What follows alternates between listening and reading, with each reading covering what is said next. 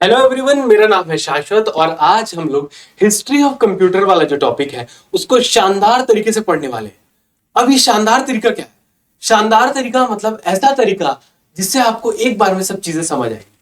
ठीक है, तो इसके पीछे जो राज है, जो शानदार तरीका जो मैं बोल रहा हूं वो इसलिए बोल रहा हूं, ये भी बता देता हूं कि मैं आपको शॉर्ट नोट्स भी दे दूंगा। आखिरी में शॉर्ट नोट्स भी दे दूंगा।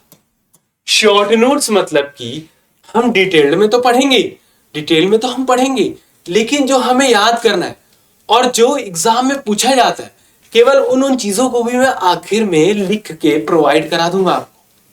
तो उससे क्या होगा, आपको मेहनत कम करना पड़ेगा और कुछ सेलेक्टेड चीजें ही याद रखनी पड़ेंगी। ठीक है, जो आपके काम की। ओके, तो ऐसे भी मैं हर स्लाइड में भी बताते चलूंगा और आखिर में ये भी प्रोवाइड कर दूंगा। और वैसे भी मैं सेलेक्टेड चीजें ही लाया हुआ हूं भाई, केवल सेलेक्टेड चीजें ही लाया हूं। कोई भी आप बुक उठा के देख लो, भर भर के चीजें रहती है उसमें। ठीक है, हर चीज इंपॉर्टेंट नहीं होता, हर चीज एग्जाम के पॉइंट ऑफ व्यू से इंपॉर्टेंट नहीं होता, हर चीज को रट नहीं सकते, हर चीज को याद नहीं कर सकते, समय पूरा चले जाएगा। ठीक है, तो चलिए नया कॉन्सेप्ट है, देखते रहिए क्या होता है। एबिकस। एबिकस जो है हिस्ट्री ऑफ कंप्यूटर में सबसे पहला नाम आता है एबिकस का। ये क्या है? Oldest known manual calculating device है। मतलब ये ना कैलकुलेटिंग डिवाइस है, एक प्रकार का कैलकुलेटर ही है जो एडिशन और सब्ट्रैक्शन कर सकता है। ओके, और ये बहुत पुराना है, ओल्डेस्ट है। तो कैसा, कितना पुराना भाई?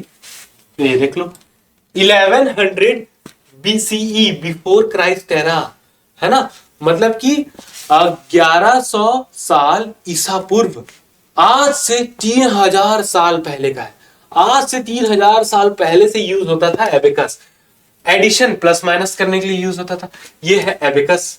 एबिकस हो सकता है बहुत सारे लोग देखे हों, और ये बच्चे लोग को ना खेलने के लिए दिया जाता है, अभी से नहीं, बहुत पहले से। ठीक है, यहां पर ऐसे बीड्स जैसा, मोती जैसा है कुछ लगे रहता है, जिसको इधर करते हैं, फिर दो को इधर करते हैं, फिर तीन को इधर करते हैं, चार को इधर करते हैं, ऐसे करके ना गिनते जाते हैं।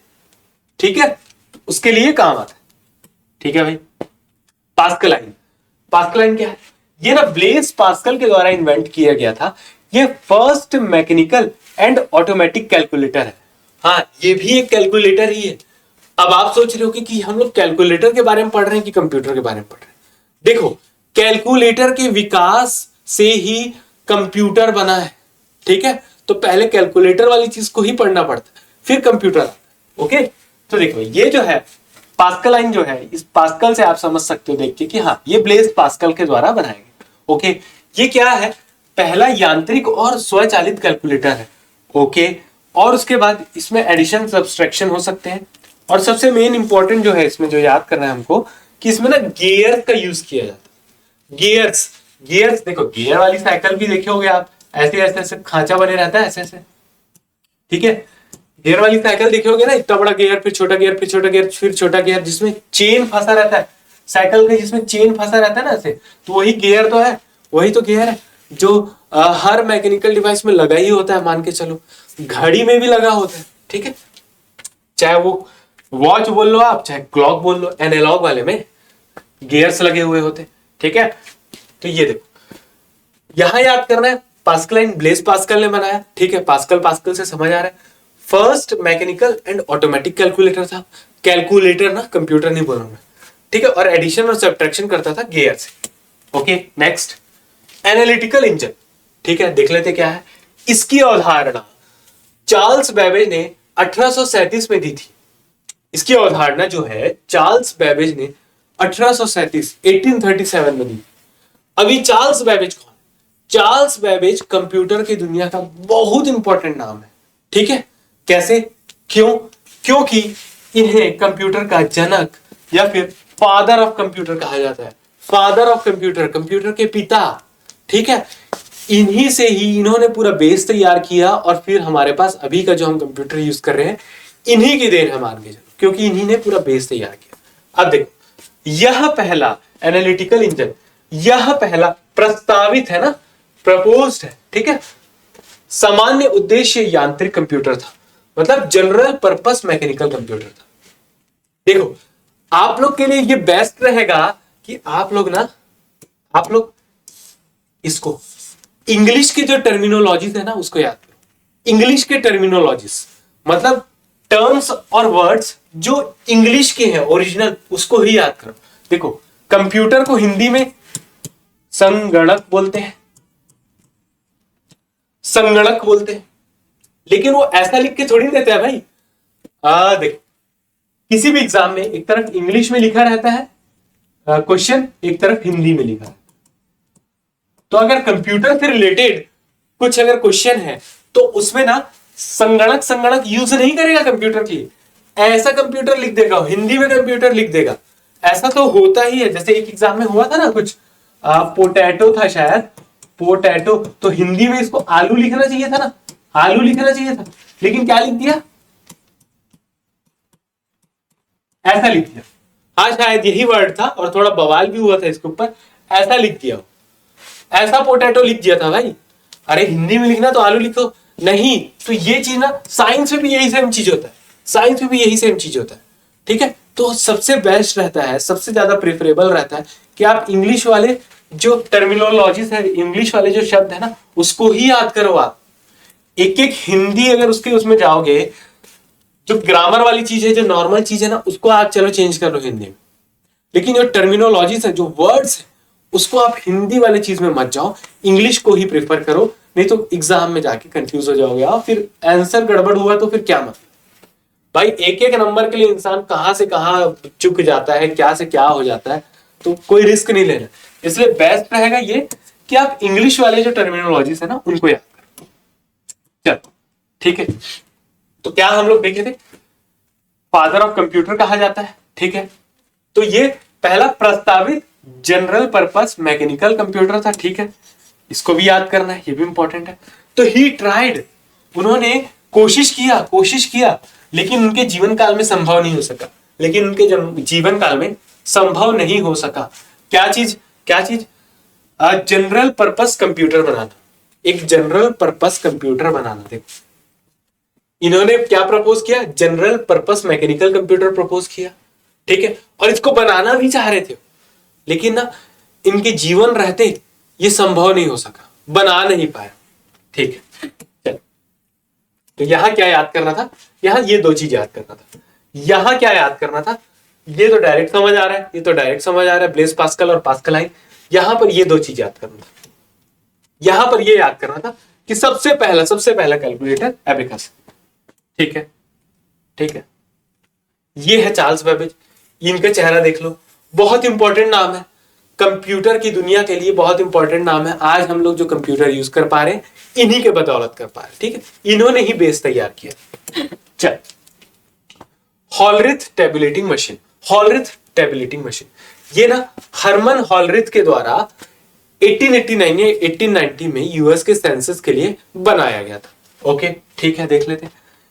ये एक इलेक्ट्रोमैकेनिकल मशीन था जो पंच कार्ड यूज करता था, तो यहां पर ये याद रखना है कि ये एक इलेक्ट्रोमैकेनिकल मशीन था और इसमें पंच कार्ड यूज होता था।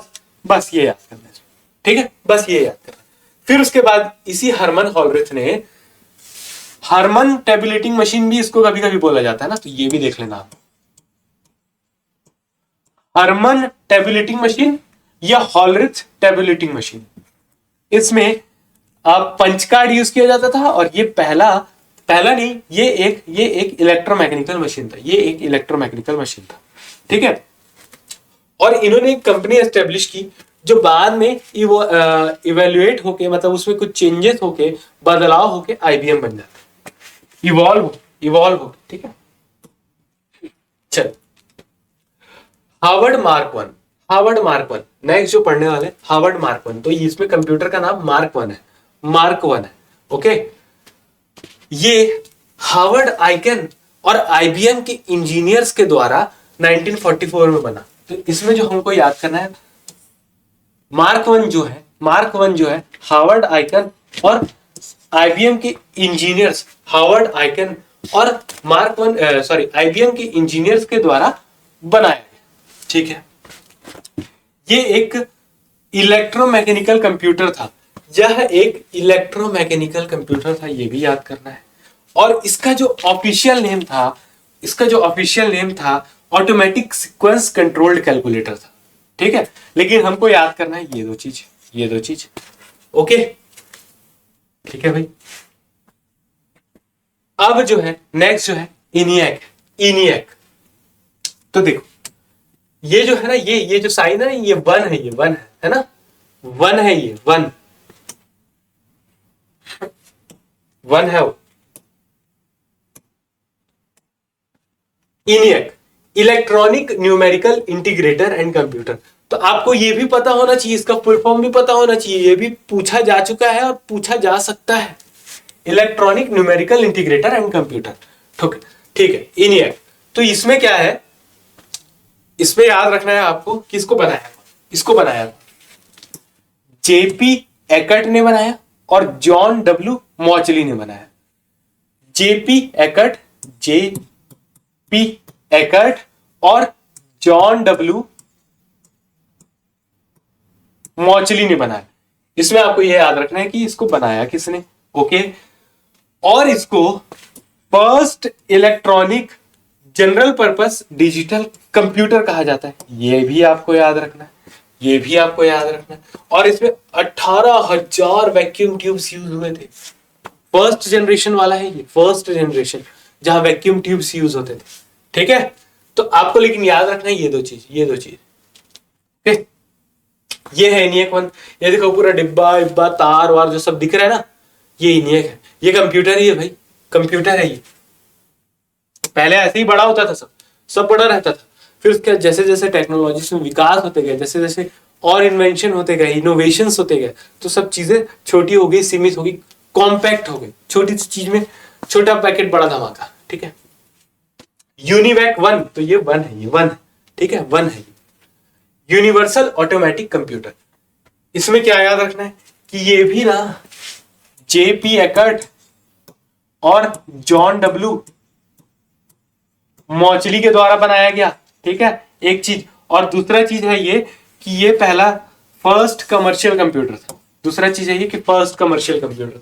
ये दो चीज याद है, केवल दो। अब देखिए शॉर्ट नोट्स। अब मैं आपको कुछ ऐसे शॉर्ट नोट्स प्रोवाइड करूंगा जो केवल और केवल उन्हीं को ही पढ़ना है आपको। ठीक है, बाकी तो अपन देख लिए, पढ़ लिए, समझ लिए, केवल उनको पढ़ना है। और फिर उसके बाद वहीं से क्वेश्चंस बनते हैं, और क्वेश्चंस आ भी चुके हैं, और उसको अच्छे से याद रखना है, नोट कर लीजिएगा, और आपका काम आसान हो गया। चल देखते हैं। फर्स्ट कैलकुलेटिंग डिवाइस कौन सा है? एबेकस है। ओके, डिफरेंस इंजन या एनालिटिकल इंजन बनाया किसने? चार्ल्स बेबेज ने बनाया। ओके, फर्स्ट इलेक्ट्रोमैकेनिकल कंप्यूटर कौन सा है?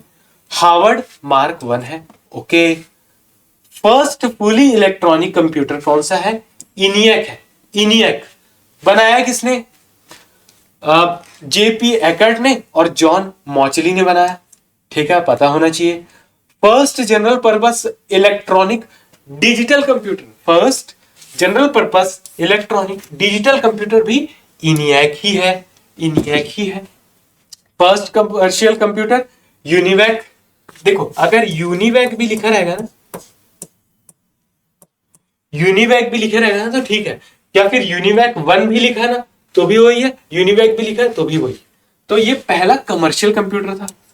ओके, अब ये भी देख लेते हैं कि आईसी मतलब इंटीग्रेटेड सर्किट, ये किसने इन्वेंट किया, इसका आविष्कार किसने किया? तो इसका आविष्कार जैक किल्बी और रॉबर्ट नॉइस ने किया। ये भी पूछा जाता है तो ये भी हमको पता होना चाहिए।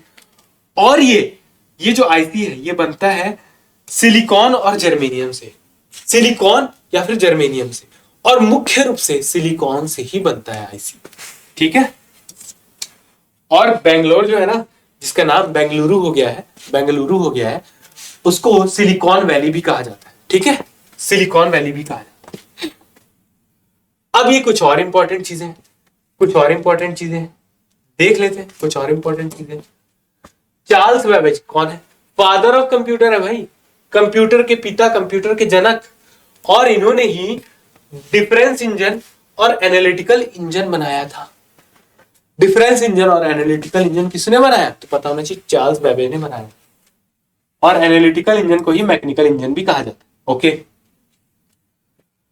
जनरल पर्पस कंप्यूटर ने प्रपोज किया था, बना नहीं पाए थे लेकिन, ठीक है, वो पढ़ चुके हैं अपन, वहां से देख लेना।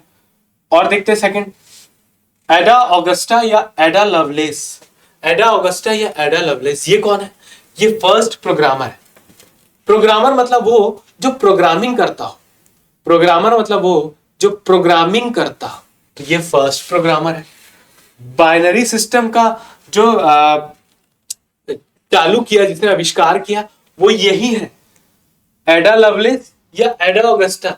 इन्होंने ही हमको बाइनरी सिस्टम दिया, बाइनरी सिस्टम दिया। अब ये बाइनरी सिस्टम क्या है?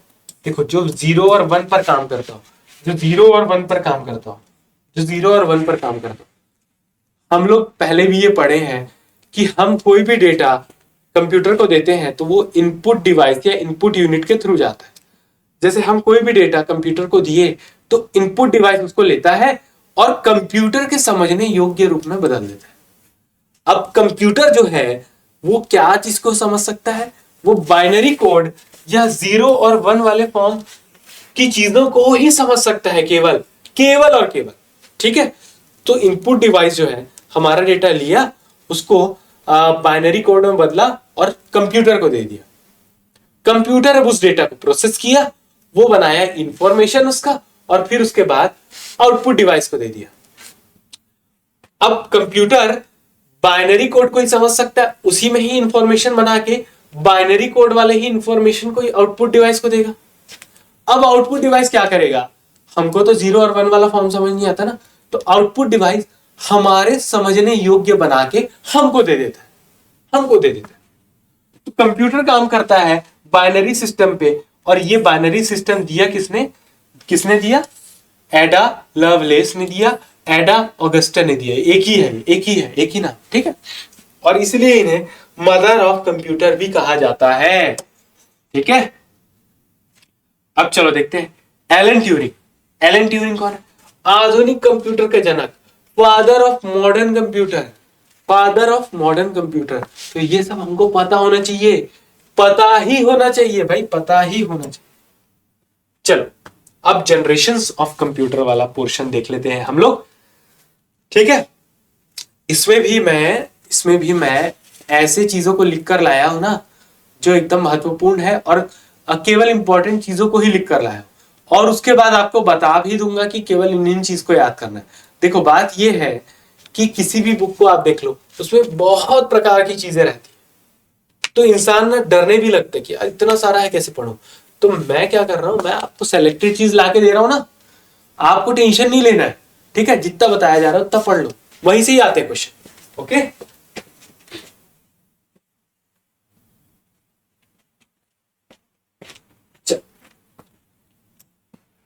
फर्स्ट जनरेशन क्या है? फर्स्ट जनरेशन, देखो, इसमें ना वैक्यूम ट्यूब्स यूज होता था, वैक्यूम ट्यूब्स या वॉल्व्स यूज होता था, ये याद रखें।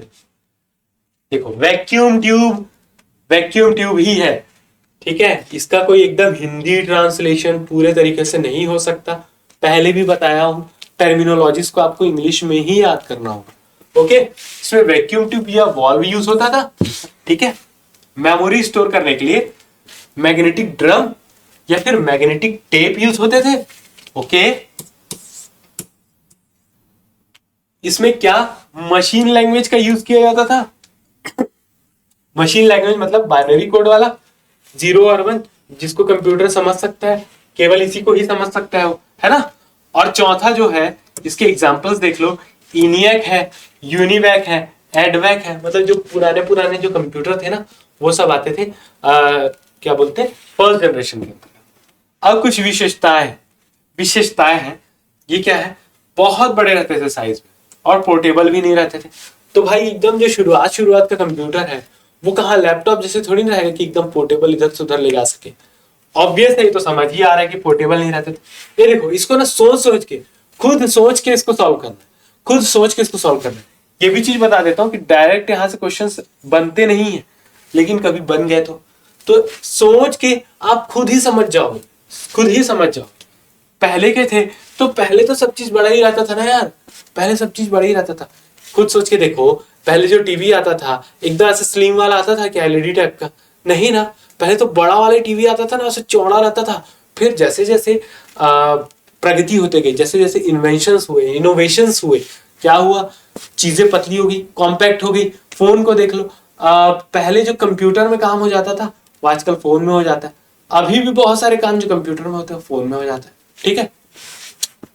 तो क्या है कि साइज और पोर्टेबिलिटी देख लिए हम। स्लो, हाँ भाई उस समय तो स्लो ही हुआ रहा होगा ना, फिर उसका धीरे धीरे अभी तो इतने अच्छे अच्छे प्रोसेसर्स आ गए, एक से एक प्रोसेसर आगे चल चल के क्यों आ रहे हैं, ताकि स्पीड बढ़ाया जा सके। तो पहले की चीज स्लो ही रही होगी, ठीक है। और एकदम हीट होता था भाई, पहले बहुत हीट होता था और एसी की जरूरत पड़ता था, और बहुत एक्सपेंसिव भी हुआ करता था पहले सब चीज। तो ओके, तो ये चीज ना हमको सोच के खुद रिलेट करके याद करना है। मेन याद करना है आपको ये चार चीज जो कि मैं बता चुका हूं, और ये तो आपको पता होनी चाहिए, नॉर्मल चीज है, ठीक है। अब देखो, तो यदि आगे के वीडियोस देखने हैं और इसके अलावा दूसरे और भी सब्जेक्ट अगर आपको पढ़ने हैं तो आपको एक छोटा सा काम करना होगा। जनरली क्या होता है कि आप जैसे ये देखते हैं उसके बाद आप स्किप कर देते हैं, क्योंकि आपको लगता है कि सर तो अब एडवर्टीजमेंट करने वाले हैं। जी हाँ, लेकिन एक जो चीज है उसको आप शायद नहीं समझते, और वो है इन्वेस्टमेंट, यानी कि निवेश। क्योंकि आप ये समझिए कि अगर मैं इन अमाउंट्स की अगर मैं बात करूं, चाहे आप इस 999 को लीजिए, इस 999 को लीजिए, 777 को, या 1499 या 999, क्या मिलेगा क्या नहीं है वो तो मैं बताऊंगा। लेकिन सिर्फ आधा सेकंड नहीं, आधा मिनट सुन लो, उसके बाद स्किप कर लेना, उसके बाद लेना मत लेना आपकी मर्जी।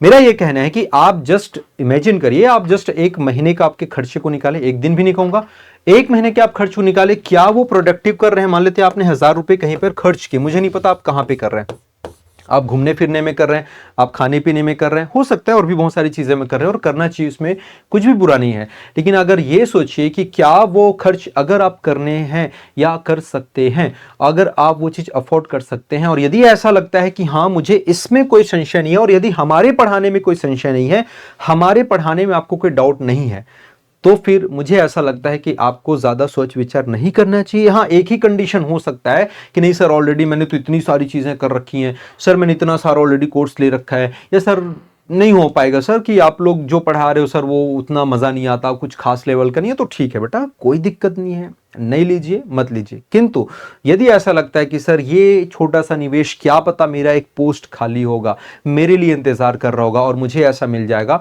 तो बिल्कुल आप इसको ज्वाइन करिए। क्योंकि इसमें क्या मिलेगा मैं फिर से बता देता हूं, कई बार होता है अरे सर इतना कम है, क्या ही दे दोगे भाई, क्या ही दे देंगे। सुनो, अब सबसे पहले तो पूरा इंडियन जीएस मिलेगा, पूरा इंडियन जीएस, पूरा सीजीजीएस मिलेगा इसमें है। इसके अलावा क्या मिलेगा आपको, कंप्यूटर मिल जाएगा यहाँ पर, ठीक है। इसके अलावा मैथ्स पूरा मिल जाएगा अपने को, रीजनिंग पूरा मिल जाएगा यहाँ पर अपने को, ठीक है। इसके अलावा अगर यहाँ पर हम बात कर लेते हैं, इसके अलावा हम यहाँ पर बात कर लेते हैं तो आपको जो है वो लैंग्वेजेस, यानी कि जितनी भाषा है वो पूरे मिलेगी। हिंदी भाषा, ठीक है ना, अंग्रेजी भाषा, और आपका सीजी लैंग्वेज, ये सारा चीज इस 999 में सेम, ये सारा चीज इस 999 में सेम पूरा। इंडियन जीएस में समझो ना कितने सब्जेक्ट है, Indian geography, Indian polity, economy, history, art and culture भी अलग से मिलेगा, मिक्स नहीं, अलग से आर्ट एंड कल्चर के लेक्चर्स होंगे, ठीक है। साइंस, एनवायरमेंट अलग से मिलेगा। भाई आर्ट एंड कल्चर और एनवायरमेंट बताओ कौन है जो प्रॉपर पैकेज में आपको देते हैं। एक तो बहुत कम टीचर्स पढ़ाते हैं, जो पढ़ाते हैं उनके लिए मेरा परम सम्मान है, बट कुछ लोग बोलते थे अरे ये तो हो जाएगा, ये तो कर लेंगे। अरे ऐसे कैसे कर लेंगे भाई, आर्ट एंड कल्चर के 3 से 4 क्वेश्चन देखने को मिल रहे हैं, एनवायरमेंट के 3 से 4 क्वेश्चन देखने में, आपको मजाक लग रहा है, आपको मजाक लग रहा है, उनको भी मजाक लग रहा है कि हो जाएगा। ऐसा नहीं होता, ये पूरा प्रॉपर आपको मिलेगा, पूरे लेक्चर्स मिलेंगे विद पीडीएफ मिलेंगे, ये भी याद रखना, लेक्चर भी और पीडीएफ भी।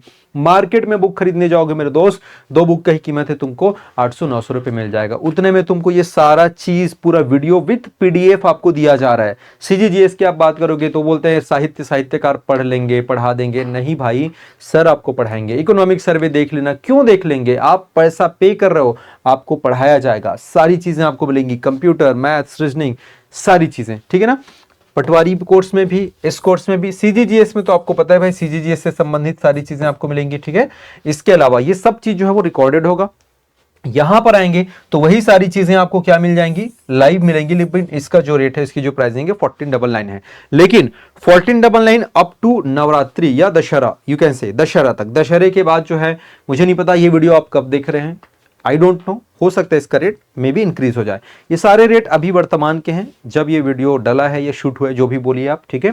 इसके अलावा सीजीजीएस को अगर लाइव पढ़ना है आपको तो 999 में है, ऑफलाइन भी है, जो ऑफलाइन हमारे साथ सीजीजीएस पढ़ना चाहते हैं मात्र 2499 में, केवल सीजीजीएस है ना, ऑफलाइन यदि आप पढ़ना चाहते हैं तो ये नंबरों पे आप कांटेक्ट कर सकते हैं, बिल्कुल आप मैसेज करिए, sir I just want to know about, कोई दिक्कत नहीं ना, अगर कोई भी डाउट है तो आप इन नंबरों पे जाएं, संपर्क करें, पूछें, आपको रिप्लाई करेंगे, आप सेटिस्फाई होंगे, आप संतुष्ट होंगे, उसके बाद ही यह कदम उठाइए। दूसरा, अगर आपको ऐसा लगता है कि नहीं सर हमने ऑलरेडी इतना सारा कर रखा है, मुझे ऐसी आवश्यकता नहीं, बट सर आप लोग पढ़ाते बहुत अच्छा है सर, चाहता तो हूँ, यदि ऐसा है तो आप अपने किसी यार दोस्त फ्रेंड को सजेस्ट कर लीजिए, आप उनके मोबाइल में भी देख सकते हैं, कोई दिक्कत नहीं, अनलिमिटेड एक्सेस है, पूरे 1 साल की वैलिडिटी है, 1 साल की वैधता है, ये भी कर सकते हैं। बहुत सारे बच्चे बोलते हैं सर मुझे तो इंडियन जीएस बस चाहिए, सर सीजी को क्या करूंगा, तो कोई दिक्कत नहीं बेटा, ले लो ना, मत देखना सीजी वाला। कुछ बच्चे बोलते हैं सर मुझे तो खाली सीजी चाहिए, तो देखो आपके लिए अलग से दे दिया है सीजी जीएस स्पेशल, आप ले लीजिए इसको, इंडियन जीएस स्पेशल नहीं भाई, आपको पूरा कंप्लीट पैकेज यहाँ पर लेना पड़ेगा, और कितना ही अमाउंट है यार, कुछ खास है नहीं, ठीक है।